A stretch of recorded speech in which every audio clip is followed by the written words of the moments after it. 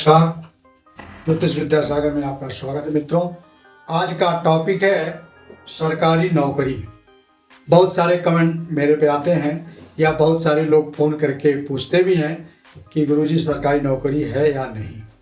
अब मैं आपको आज एक छोटा सा सिंपल सा सूत्र बताऊंगा कि सरकारी नौकरी किन किन परिस्थितियों में व्यक्ति को मिलती है। नियम तो बहुत होते हैं मित्रों, लेकिन आज मैं ऐसा नियम बताऊंगा जो ज्योतिष नहीं भी जानते हों वो भी थोड़े से परिश्रम से जान लेंगे कि मेरे में सरकारी नौकरी है या नहीं है। जैसे इसमें 3 मुख्य कारक होते हैं। सूर्य, जो कि सरकारी या सरकार का कारक होता है।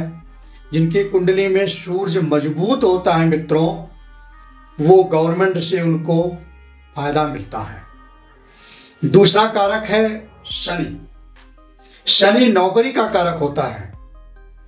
शनि और सूर्य यदि 6वें घर को और 10वें 11वें घर को, 3 घर को, 6वें घर जो प्रतियोगिता का कारक होता है, जिस कुंडली में शनि जहां बैठा है वहां से 6वां घर, अब अगर अष्टक वर्ग में 28 से ज्यादा अंक मिला है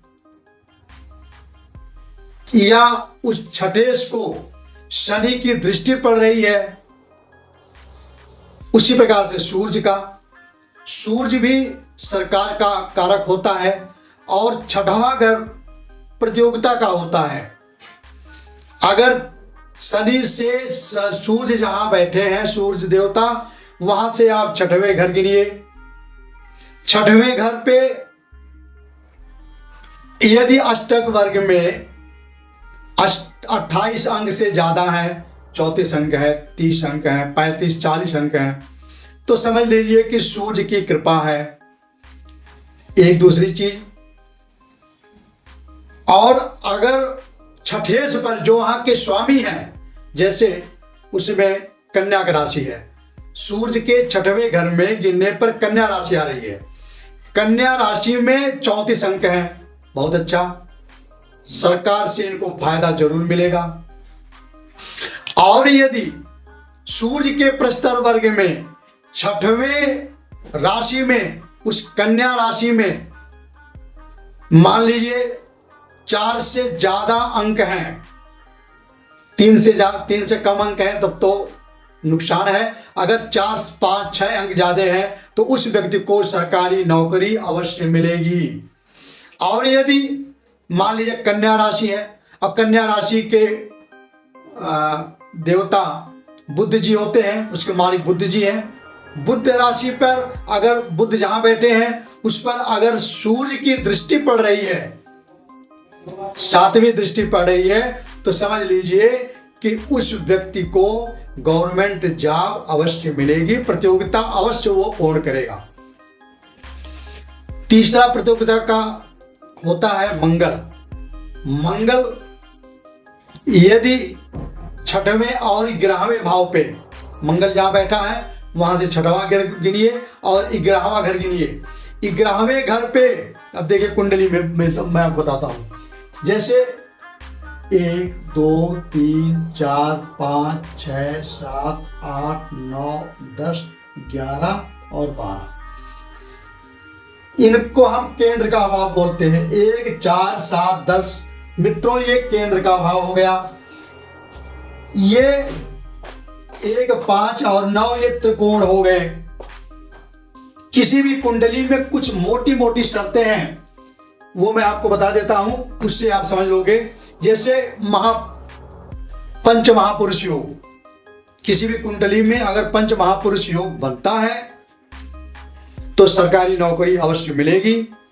यदि लक्ष्मी स्थान और विष्णु स्थान से आपस में युति होती है, दृष्टि होती है, तो भी सरकारी नौकरी मिलेगी। भगवान विष्णु और लक्ष्मी दोनों आपके ऊपर अति प्रसन्न रहेंगे। ऐसी भाग्यशाली कुंडलियां होती हैं। अब देखिए पंच महापुरुष योग क्या होते हैं। मैं पिछली वीडियो में योगों के बारे में आपको बता दिया हूं, लेकिन फिर भी एक बार देखिए। यदि पंचमहापुरुष योग में सूर्य और चंद्रमा नहीं आते, केवल मंगल, बुध, बृहस्पति, शुक्र और शनि, इन्हीं ग्रहों से पंचमहापुरुष योग बनता है। मंगल मान लीजिए यहां बैठा हो, यहां मान लीजिए मंगल बैठा हो, एक में 8 राशि में और 10 राशि में कहीं भी केंद्र में मंगल बैठा हो तो पंच महापुरुष योग बनता है। क्योंकि मेष राशि में यह स्वगृही का होता है, वृश्चिक राशि में 1, 8 और 10, 1 और 10 में मंगल, 1 में 8 में मंगल स्वगृही का होता है, 10वें में मंगल उच्च का होता है।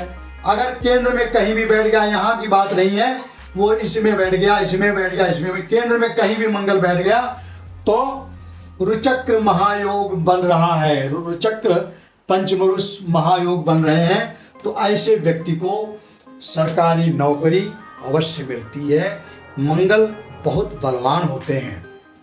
और बृहस्पति की दृष्टि भी पड़ गई, किसी पाप ग्रह की दृष्टि पड़ गई तो थोड़ा वीक हो जाएंगे, लेकिन अगर बृहस्पति की दृष्टि पड़ गई तो समझ लो कि ऐसे व्यक्ति बहुत धनवान होते हैं। अगर सूर्य की दृष्टि पड़ गई या सूर्य भी यहां आके बैठ गए, फिर से देखिए, मंगल जी 1, 8 और 10 नंबर की राशि में बैठे हैं, बृहस्पति की दृष्टि बन गई तो बहुत ही धनवान व्यक्ति ये बनेंगे। और सूर्य अगर यहां आके बैठ गए मंगल के साथ या सूर्य की 7वीं दृष्टि पड़ गई तो इनको गवर्नमेंट जॉब अवश्य मिलेगी, कोई काट नहीं सकता। अच्छा, इसी प्रकार से कहीं भी बुध जी बैठे हैं, बुध अपने 3 और 6 राशि में बैठे हैं, मान लीजिए बुध यहां बैठे हैं, 3 नंबर और 6 नंबर राशि में बैठे हैं, तो ये भद्र योग बनता है। बुध जी केंद्र में लेकिन बैठे होने चाहिए, अन्यत्र और कहीं नहीं।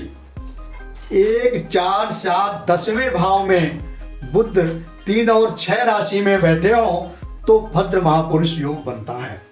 ऐसे लोग बहुत बुद्धिमान होते हैं, बहुत विद्वान होते हैं। अगर उन पर सूर्य की दृष्टि पड़ गई, 7वीं दृष्टि, या सूर्य भी वहीं आके बैठ गए तो गवर्नमेंट जॉब अवश्य लगेगी। अष्टक वर्ग में बुध से 6वें घर में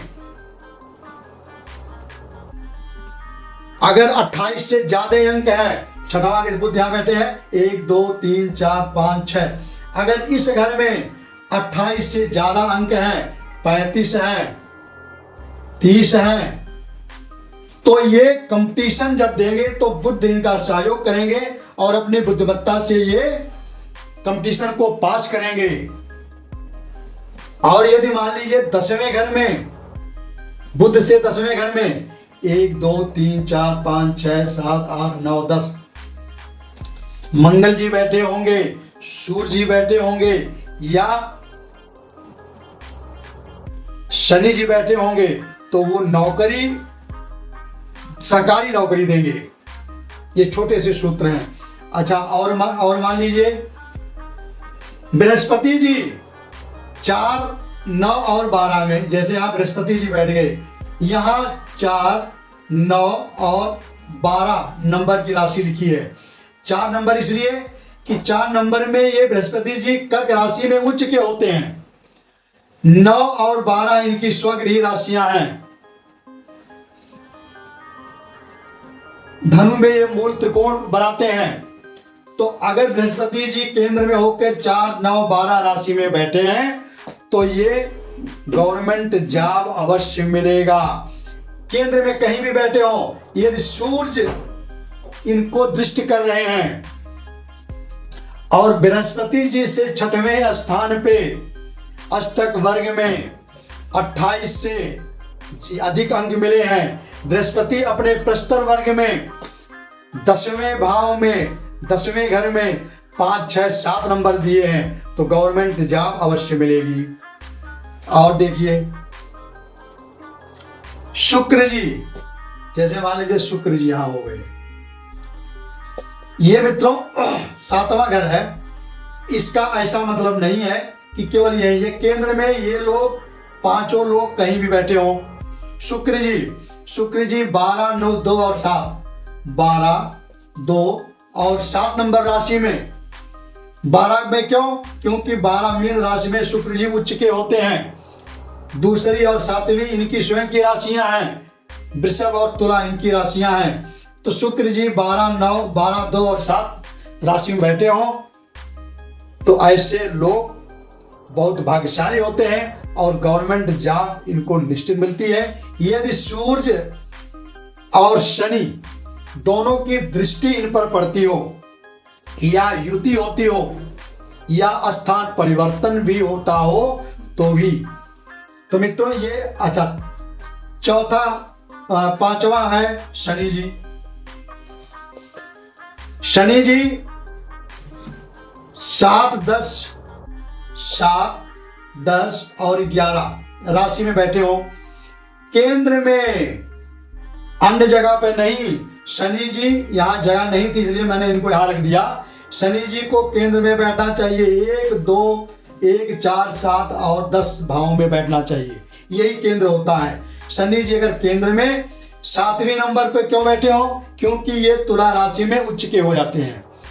10वीं और 11वीं में ये इनकी स्वराशियां हैं। इन नंबर की राशियों में शनि जी केंद्र में बैठे हो तो शश योग बनता है। और शनि जी नौकरी के कारक होते हैं, नौकरी आपको निश्चित मिलेगी। और यदि सूर्य का भी उन पर प्रभाव पड़ गया, दृष्टि हो गई, सूर्य भी बैठ गए, तो 100% सरकारी नौकरी। एक मैंने ग्रंथ में पढ़ा और उसको मैंने फिर प्रैक्टिकल करके भी देखा कि अगर शनि को सूर्य कहीं बैठे हैं, सूर्य को शनि देख रहे हैं तो गवर्नमेंट नौकरी का 100% चांस बनता है। क्योंकि सूर्य नौकरी सरकार के कारक हैं और शनि देवता नौकरी के कारक हैं। सूर्य को शनि जब देखते हैं तो नौकरी लगती है और गोचर में जब देखते हैं वो तब उनका प्रमोशन होता है। ये प्रैक्टिकली बात है, जो अनुसंधान लोगों ने किया उस पर है कि सूर्य कहीं भी बैठे हो, अगर उनको शनि दृष्टि कर रहे हो तो नौकरी के बारे में और सबके बारे में तो अलग अलग चीजें हैं। संतान के बारे में कुछ होता है, स्वास्थ्य के बारे में कुछ होता है, लेकिन नौकरी बिजनेस के बारे में सूर्य को यदि शनि देवता देखते हैं लगन कुंडली में तो सरकारी नौकरी का योग बनता है। और गोचर कुंडली में जब देखेंगे, जब देखेंगे तब अपने 3री दृष्टि से, 7वीं दृष्टि से और 10वीं दृष्टि से जब गोचर देखेंगे तब उस व्यक्ति की तरक्की हुई है, प्रमोशन हुआ है। ये 100% सत्य है। तो अच्छा, ये तो हो गया लगन का। और यही हमें नवांश भी देखना है और यही हमें दशमांक भी देखना है। D9 में मान लीजिए यहाँ तो ठीक है, लेकिन सूर्य D9 में जाके वो 6वें में बैठ गया, 8वें में बैठ गया, 12वें में चला गया, तब ये योग कट जाते हैं। दशमांक में अगर मान लीजिए आपके नौकरी के, आपका जो 10वें घर के मालिक है, मान लीजिए 10वें घर के मालिक लगन में बुध जी हैं और वो दशमांक में 6वें में बैठ गए, तो इसका मतलब है नौकरी तो आपको लगेगी, लेकिन बाद में वो नौकरी आपकी साथ नहीं देगी। दशमांक बहुत मुख्य चीज होता है जन्म कुंडली का। जो 10वां भाग होता है, जो दशमेश होते हैं, वो नवम कुंडली में, दशम कुंडली में, दशम कुंडली जरूर देखते हैं, क्योंकि दशम कुंडली से ही हम अपने रोजगार और नौकरी को देखते हैं। आजीविका को दशम कुंडली में देखते हैं। दशम कुंडली में कहीं शनि 6, 8, 12 में तो नहीं पहुंच गया, पाप ग्रह की दृष्टि तो नहीं हो गई। सूर्य से अगर वो दृष्ट है तब तो सरकारी नौकरी मिलेगी, अगर वो राहु और केतु से दृष्ट हो गया शनि तो सरकारी नौकरी नहीं मिलेगी। मित्रों और देखिए कुंडली, इसको आप पूरा देखना। तीसरा, अष्टक वर्ग भी मजबूत होना चाहिए। चौथा, शनि और सूर्य से 6वें और 11वें भाव में अष्टक वर्ग में 28 अंक से ज्यादा नंबर होना चाहिए। और शनि और सूर्य के प्रस्तर वर्ग में 10वें में जो भी राशि आई है, जैसे मान लीजिए यहां राशि आ गई 12। अब ये देखिए सूर्य के प्रस्तर वर्ग में मीन राशि में सूर्य देवता ने कितने अंक दिए हैं। अगर 2-3 अंक दिए हैं तो गवर्नमेंट जॉब नहीं मिलेगी, सरकार से लाभ नहीं मिलेगा। अगर 5, 6, 7 दिए हैं तो गवर्नमेंट जॉब अवश्य मिलेगी और नौकरी जरूर मिलेगी। सरकार से कोई भी काम करेंगे। सूर्य मेडिकल का भी कारक होता है मित्रों। अगर मान लीजिए गवर्नमेंट जॉब नहीं मिली और गवर्नमेंट जॉब मंगल अगर मिलती है मंगल से, तो आप भू विभाग में जाओगे। सूर्य मान लीजिए वहां पंचम राशि है, सूर्य देवता के है, तो आप मेडिकल लाइन में या गवर्नमेंट जॉब में जाओगे। इस प्रकार से हम आपको और आगे वीडियो में बताएंगे कि किस किस के कारक कौन कौन से होते हैं। सरकारी नौकरी मिलेगी तो किस विभाग में मिलेगी, क्योंकि वीडियो बड़ी लंबी हो जाएगी। अच्छा, दूसरी चीज ये है, चौथा पॉइंट, ये एक जो सबसे महत्वपूर्ण चीज है, डिग्री होती है। जैसे सूर्य की डिग्री, लगन की डिग्री और शनि की डिग्री, ये तीनों डिग्रियां, मान लीजिए ये मालव्य योग, रुचक्र योग, पंच महापुरुष योग बना रहे हैं, लेकिन डिग्री भी होनी चाहिए। डिग्री जैसे विषम राशि में अगर बैठा है तो 0 से 6 नंबर वो शिशु अवस्था होती है, कमजोर अवस्था होती है, वो ग्रह बलहीन होता है। 6 से 12 नंबर डिग्री तक, 6 से 12 डिग्री तक युवा किशोर अवस्था, जैसे बालक बढ़ रहा है तो वो तो कुछ ठीक है क्योंकि वृद्धि को कर रहा है। 12 से 18 डिग्री तक कोई ग्रह जब होता है तो अपने युवा अवस्था में होता है, मालव्य योग भी बना रहा है। और 12 से 18 डिग्री के बीच है, सूर्य है, मंगल है, शनि है, कोई भी ग्रह है तो बहुत बढ़िया है, अपना पूरा प्रभाव जमाएगा, वो पूरा का पूरा लाभ आपको देगा। 18 से 24 अंक है, वृद्ध हो गया, देगा तो प्रभाव लेकिन कम देगा।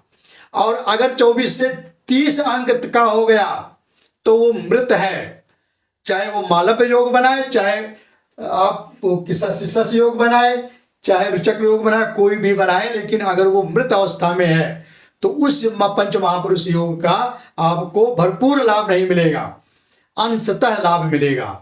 तो ग्रहों का डिग्री आपके कुंडली में बहुत ही इंपॉर्टेंट होता है। मान लीजिए अस्त हो गया कोई ग्रह, ये सारे योग बन करके अस्त हो जा रहे हैं, तो अस्त ग्रह भी किसी काम के नहीं होते। हाँ, गोचर में जब वो उदय होकर जाएंगे तब आपको लाभ मिलेगा। अच्छा, और इसी प्रकार से सम में है तो सम में वो फिर उल्टा हो जाता है। अच्छा, और मित्रों ये तो हुआ सरकारी नौकरी के बारे में। अगर आपको वीडियो पसंद आई हो तो न कुछ समझ में आया हो तो आप मुझे कमेंट में बताना, मैं फिर आपको बताऊंगा। मित्रों, वीडियो को सब्सक्राइब करना, लाइक करना।